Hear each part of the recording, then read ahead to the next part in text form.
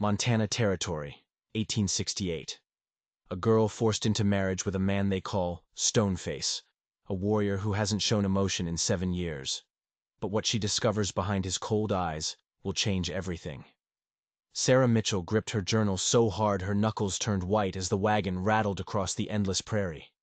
20 years old, and being delivered like cargo to marry a complete stranger. Not just any stranger. A Cheyenne warrior famous for never showing a single emotion. They called him Stoneface. And in less than an hour, he would be her husband. "Remember what I told you," her father said, hands tight on the reins. "This marriage saves our trading post, saves our family. Chief Running Elk's son will treat you well, even if he never smiles at you." Sarah wanted to scream. Instead, she whispered, "I don't even know his real name." Her father's weathered face softened for just a moment. "Maho. His name is Maho. He earned the name Stoneface after soldiers murdered his mother and sister 7 years ago. He was only 16. Hasn't shown emotion since." The words hit Sarah like ice water. What kind of man loses everything and just stops feeling? The wagon crested a hill, and there it was. The Cheyenne settlement spreading out below them like something from another world. Dozens of hide-covered teepees nestled against distant mountains. People moving about their lives. Her new life. "Does he even speak English?" Sarah's voice cracked. "Better than most settlers. Mission school educated him before he returned to his people." Her father glanced at her. "I wouldn't send you if there was any other choice. The drought destroyed us. This alliance is our only chance." Sarah said nothing. She'd packed everything that mattered, a few clothes, her mother's silver hairbrush, and her journals filled with stories and sketches. That was her whole life now, condensed into a single worn bag. Then she saw him. Warriors on horseback rode out to meet their wagon, and leading them was a figure that made Sarah's breath catch. Tall, with obsidian eyes that revealed absolutely nothing. Copper skin marked with battle scars. A single eagle feather in his long black hair. He sat his horse like he was carved from stone itself. "That's Maho," her father whispered. "Stoneface." Sarah couldn't look away. He was handsome, devastatingly so. But those empty eyes sent chills down her spine despite the summer heat. How could she possibly reach someone so completely unreachable? Chief Running Elk stepped forward as they dismounted. "Mitchell, you brought your daughter as promised." "My daughter, Sarah." Her father's hand trembled slightly on her shoulder. Sarah curtsied awkwardly, keeping her eyes down like she'd been told. When she finally looked up, Maho was studying her with those impenetrable eyes. Not judging, not interested. Just observing. Like she was a puzzle he hadn't decided whether to solve. "The ceremony will be at sunset," the chief declared. "Woman speak softly will prepare the bride." An elderly woman with kind eyes gestured for Sarah to follow. As Sarah was led away, she glanced back one last time. Her father nodded encouragingly. Then her eyes found Maho's again. For the briefest instant, so quick she might have imagined it, something flickered across his stoic features. Curiosity? Recognition? Then it was gone. The preparation passed in a blur of unfamiliar rituals. Woman Speak Softly, who knew some English, adorned Sarah in a beautifully beaded dress, while explaining traditions Sarah barely understood. "He is good man," the elderly woman said, as she braided Sarah's hair. "Strong, respected, lost much, speaks little." Sarah's hands shook. Has he had other wives?" Woman Speak softly shook her head. "Many women wish to marry Stoneface. He refuses all, until now." She gave Sarah a knowing look. "Chief says he must take wife for peace, for future." "So he doesn't want this marriage either," Sarah whispered, unsure whether to feel relieved or insulted. "Want is not our way, duty is our way. Happiness comes from honor." The elderly woman patted Sarah's hand. "You will learn." The ceremony took place as the sun painted the sky in blazing oranges and purples. Sarah stood trembling beside the impassive Maho, speaking words in a language she didn't know, following instructions she barely understood. Through it all, Maho's expression remained unchanged. His responses mechanical, precise, empty. Afterward, there was celebration, dancing and feasting and laughter. But Sarah felt like she was watching it all from behind glass, a stranger in what was supposed to be her home. Her father would leave in the morning with promises of supplies from their new Cheyenne allies, and Sarah would be left behind, forever. When the celebrations finally ended, Woman Speak softly led Sarah to Maho's teepee on the settlement's edge. It was larger than most, decorated with painted symbols Sarah couldn't decipher. "This home now," the older woman said kindly. "Be patient, be strong." Then she was gone, and Sarah stood alone at the entrance to her new life. She took a deep breath and stepped inside. The teepee's interior surprised her. Orderly, almost comfortable. Furs covered the ground, a small fire burned in the center, and various handcrafted items were arranged with obvious care. Maho stood by the fire, his tall figure casting elongated shadows across the walls. "You may place your belongings there," he said, his English perfect but completely flat. He pointed to a storage area. His voice startled her, deep and resonant despite its emotional restraint. "Thank you," Sarah replied carefully, setting down her bundle. Awkward silence stretched between them. Sarah stood with her hands clasped, uncertain, while Maho tended the fire like she wasn't even there. "You are afraid," he observed. Not a question. A statement. Sarah lifted her chin. "I'm nervous. This isn't what I expected from my life." "Nor I from mine." He gestured to a sitting area. "Rest. You must be tired." Sarah sat cautiously, watching as he methodically added wood to the fire. The silence felt suffocating. "May I ask you something?" He nodded once. "Why did you agree to this arrangement?" Maho looked at her directly for the first time since the ceremony. "My father believes our people face difficult times ahead. The white man's government makes promises they do not keep. We need allies among your people. So, duty," Sarah concluded. "Yes." He handed her a cup of water. Then, after a pause, "But there were other trading families. I chose yours." Sarah's heart skipped. "Why?" Maho returned to tending the fire. "Your father treats our people fairly." He hesitated. "And I have seen you before." "You've seen me? Where?" "At the trading post last winter. You were drawing in a book like the one you carry now." Another slight hesitation. "You gave bread to a hungry Cheyenne child when you thought no one was watching." Sarah remembered. A small boy wandering alone near their post during a brutal cold snap. She'd slipped him bread from their meager supplies. "I didn't know anyone saw that." "I did." For a fleeting moment, something softened in his eyes before disappearing again. "You will not be harmed here. You have my protection." Sarah's cheeks warmed. "And what of marriage duties?" Maho turned away. "You need rest. I will sleep there." He indicated a space across the teepee. "We have time to learn each other's ways." Relief washed over Sarah, followed immediately by confusion. Was she disappointed? No, surely not. Yet his consideration touched her unexpectedly. That night, lying on her bed of furs, Sarah wrote in her journal by firelight, documenting everything about this strange new world. Across the teepee, Maho's breathing eventually deepened in sleep. When she finally looked up, she noticed something that made her pause. A collection of small carved animals near his sleeping area. Delicate. Beautiful. The craftsmanship was extraordinary. Such artistry seemed impossible from a man called Stoneface. What else was hidden behind those empty eyes? Days passed, falling into rhythm. Sarah learned Cheyenne customs from Woman Speak softly, and other women who gradually warmed to her.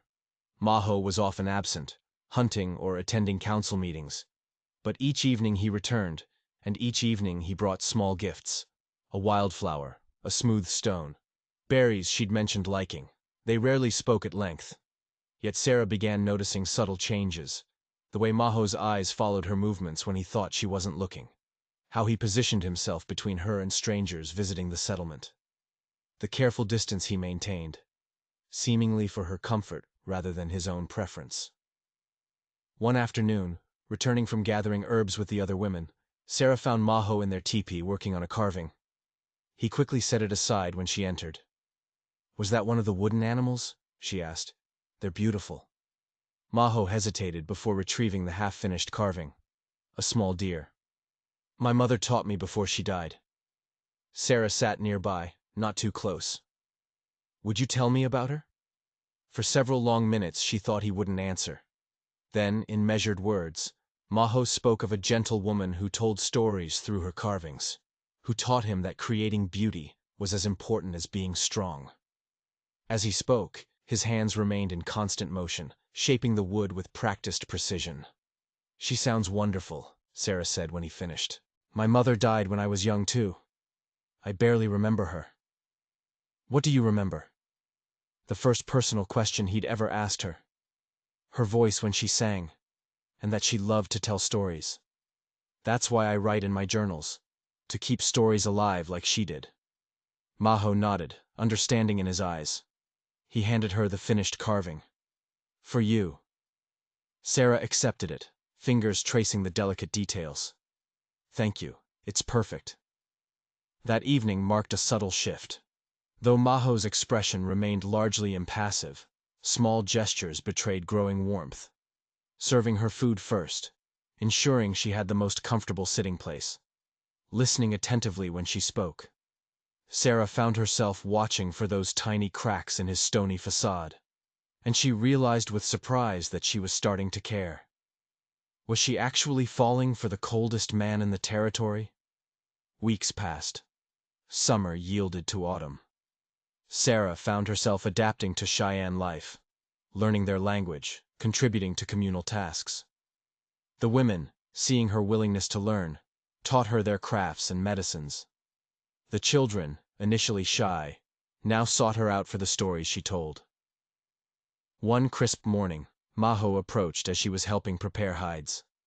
"Come," he said simply, leading her to where two horses waited.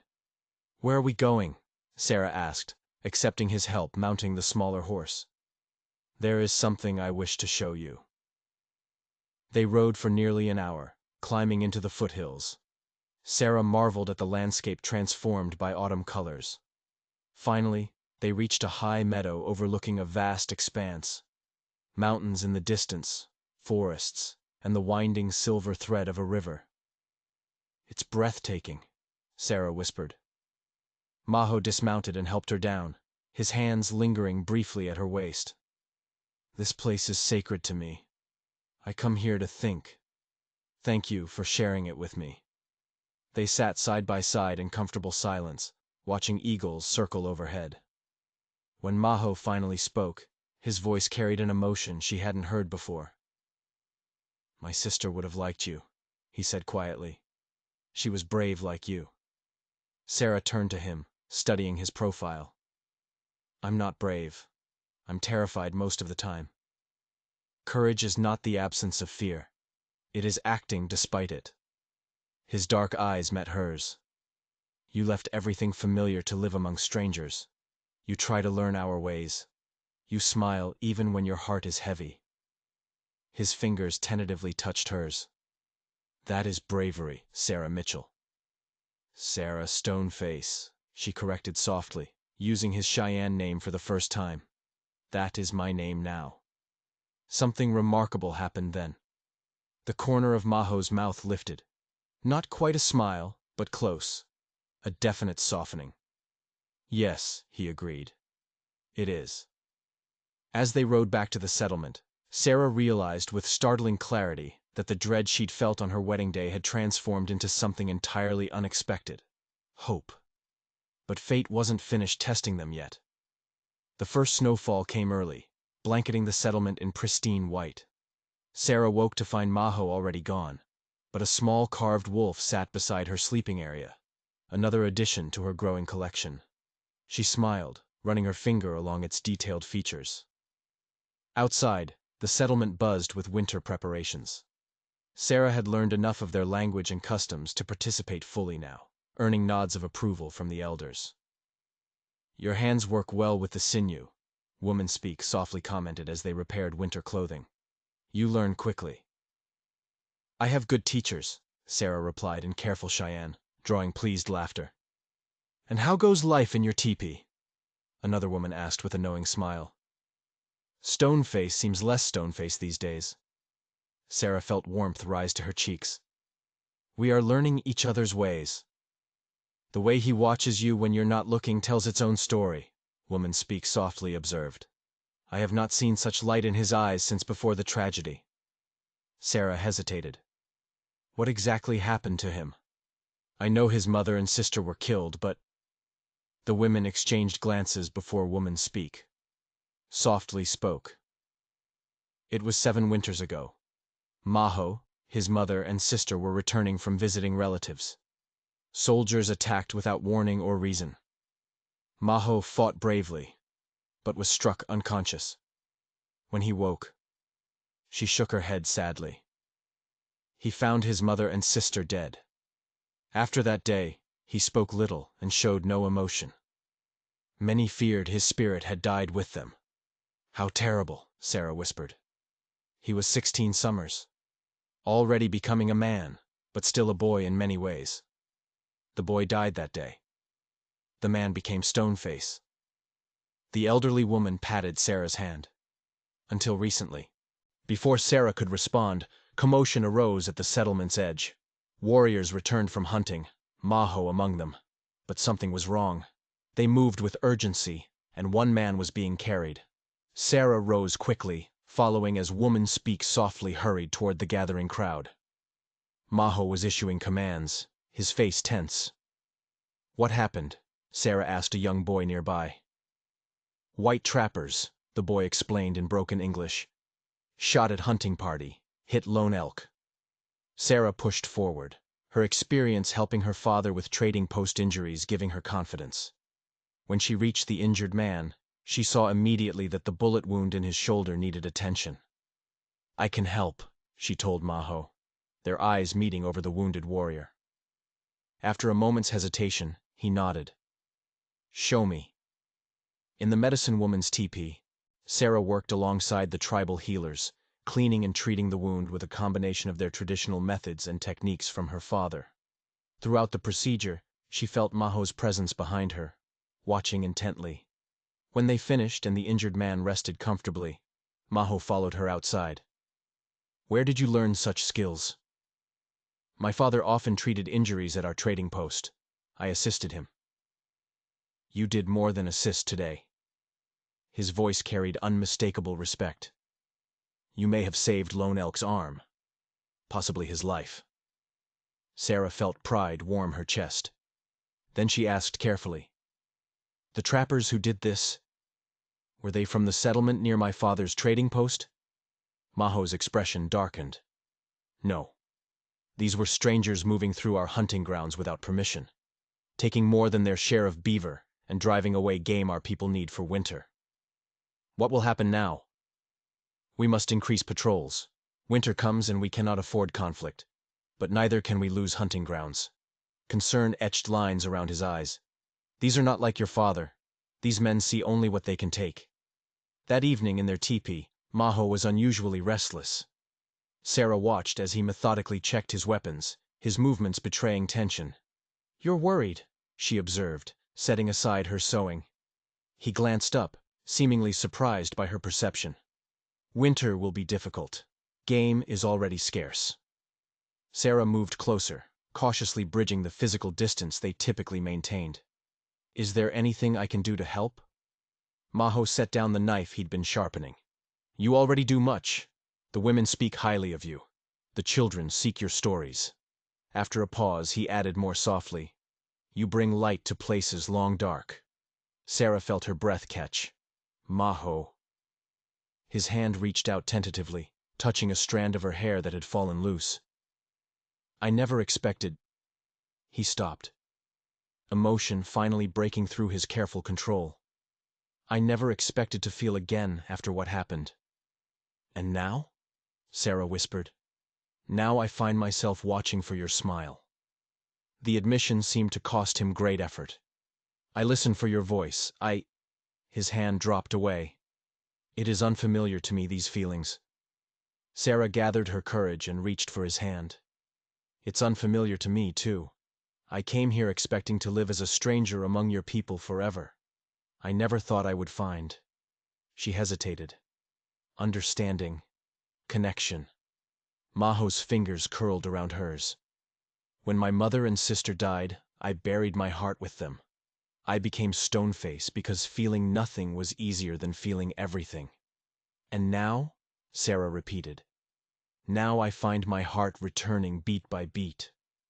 His dark eyes held hers. It terrifies me more than any battle. Sarah smiled gently. Courage is not the absence of fear, she reminded him, echoing his own words. For the first time since she'd known him, Maho smiled, a true smile that transformed his face entirely. You remember my words? I remember everything about you, she admitted. Slowly, with the caution of someone approaching something precious and fragile, Maho leaned forward and pressed his forehead to hers, an intimate gesture among his people. Sarah closed her eyes, feeling the warmth of his skin against hers, the steadiness of his breathing. My wife, he whispered in Cheyenne, the words carrying a depth of meaning that transcended mere legal bonds. That night, for the first time, they slept side by side, her head resting on his shoulder, his arm protectively around her. No more words were needed. Something new and tender grew between them, delicate as the first spring shoots emerging from winter ground. But their newfound peace was about to shatter. Days later, Sarah was collecting water when riders approached the settlement at speed, Cheyenne's scouts returning with urgent news. She watched as they conferred with the chief and Maho, noting immediately how both men stiffened. When Maho sought her out afterward, his expression had reverted to the stoic mask she'd first known. The trappers who shot lone elk have joined with others. They claim this territory now and demand we leave. But this is your home, Sarah protested. They have no right. Rights mean little to men with guns and greed. He took her hands. Listen carefully. The council meets to decide our response, but I fear conflict comes. If fighting begins, you must stay with Woman Speak softly. She knows safe places in the hills. I won't hide while you're in danger, Sarah argued. Maho's eyes flashed. You must. I cannot. His voice faltered. I cannot lose you too. The raw emotion in his voice silenced her protests. What will you do? First, we send messengers to neighboring bands for support. Then, he hesitated. I believe we should seek help from your father and other fair-minded settlers. This affects them too. These trappers respect no boundaries.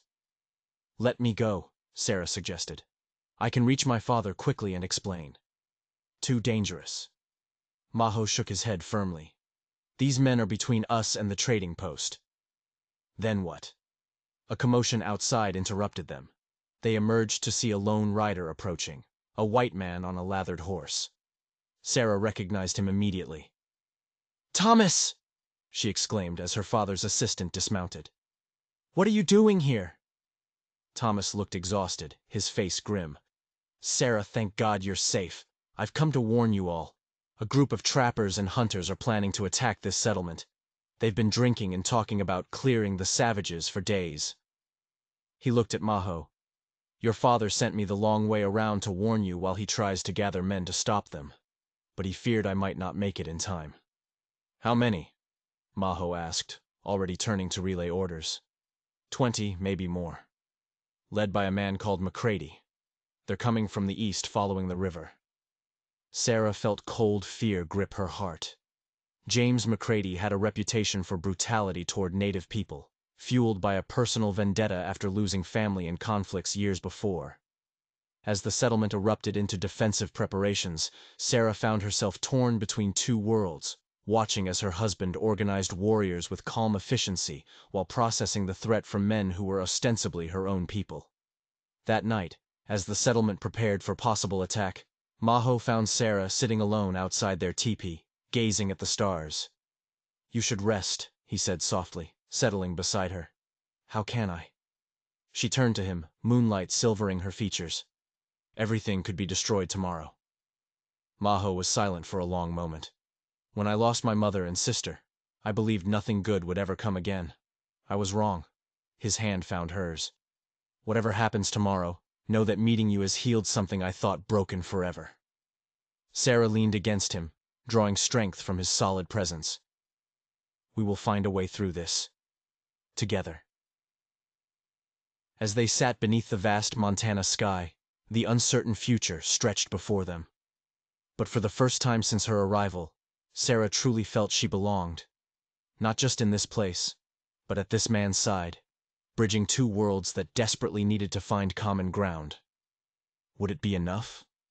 Dawn broke with eerie stillness over the Cheyenne settlement. Overnight, families with young children had been moved to a sheltered location in the nearby hills, accompanied by the elderly and those unable to fight. Sarah had stubbornly refused to join them, insisting her knowledge of both worlds might prove valuable. The warriors are in position, Maho reported as he entered their teepee, where Sarah was preparing medicine bundles. Thomas believes the trappers will come before midday, Sarah said, focusing on her task to hide her trembling hands. My father should arrive with help soon. Perhaps. Maho knelt beside her, gently stilling her movements. Sarah, if things go badly— Don't, she interrupted, meeting his gaze. We will find a way.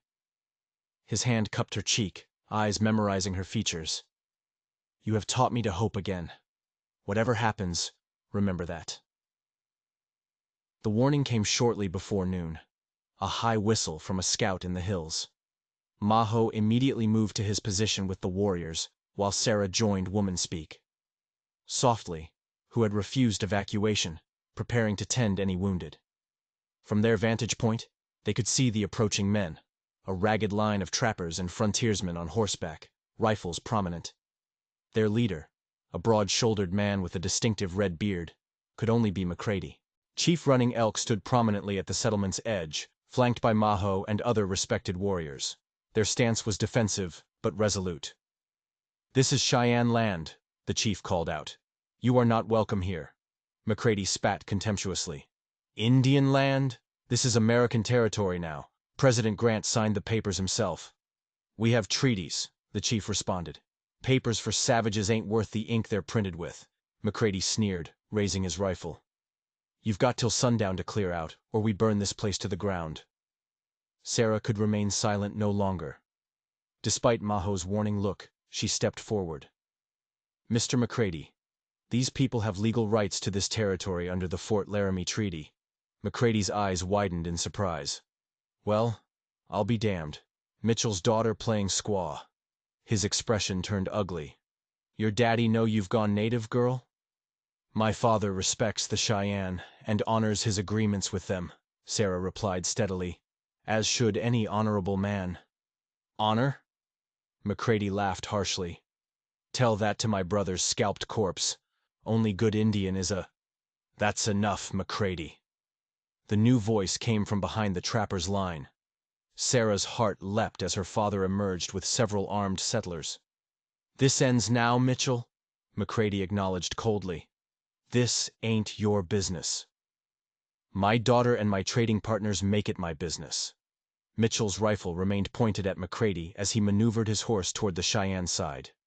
The territorial governor wouldn't take kindly to hearing about armed men threatening peaceful tribes who've signed treaties. Peaceful? McCready spat. They've been stealing our traps and threatening our men. Lies, Maho stated flatly. Your men trespass on hunting grounds and take more than their share. When asked to respect boundaries, they shoot our hunters. It's true, Thomas confirmed. I've seen their camps. They're stripping beaver streams bare, violating trapping regulations. Tension stretched between the groups like a bowstring pulled too tight. Sarah held her breath, watching McCready's finger hover near his trigger.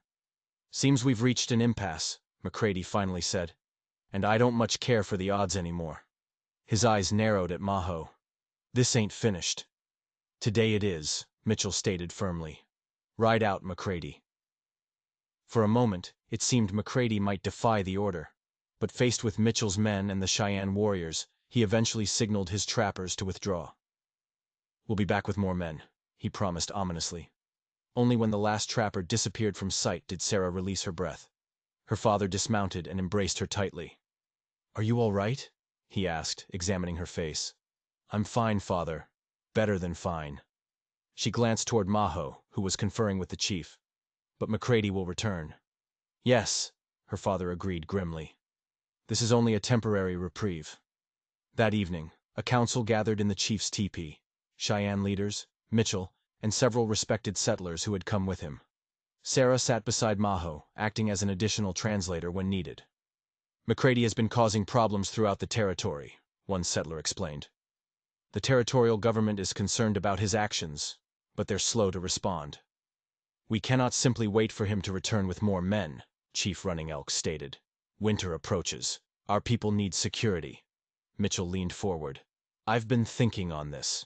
McCready's power comes from operating in isolation, playing settlers and tribes against each other. What if we created something more formal than individual trading agreements?" "What kind of alliance?" Maho asked. "A mutual protection pact. Combined patrols of the territory. Shared hunting rights with agreed limitations. A council with representatives from both communities to resolve disputes." Mitchell glanced at Sarah. "My daughter's marriage has already created one bond between us. We can build on that foundation." Discussions continued late into the night, working through details, addressing concerns from both sides. Sarah watched with growing hope as Maho emerged as a voice of reason, respected by both the Cheyenne elders and the settlers. When the council finally disbanded with a tentative agreement, Maho and Sarah walked slowly back to their teepee under a sky brilliant with stars. "Your father is a wise man," Maho observed. "This alliance could change many things." "If it works," Sarah cautioned, "there will still be people like McCready." "Yes." Maho stopped, turning to face her. "But for the first time, I see a possible future where our peoples do not destroy each other." His hands gently grasped her shoulders. "You bridge our worlds, Sarah. You have shown me that understanding is possible." "We bridge them together," she corrected, reaching up to touch his face. "Stoneface and Sarah Mitchell," he smiled, that rare, transformative expression she treasured. "No longer just Stoneface.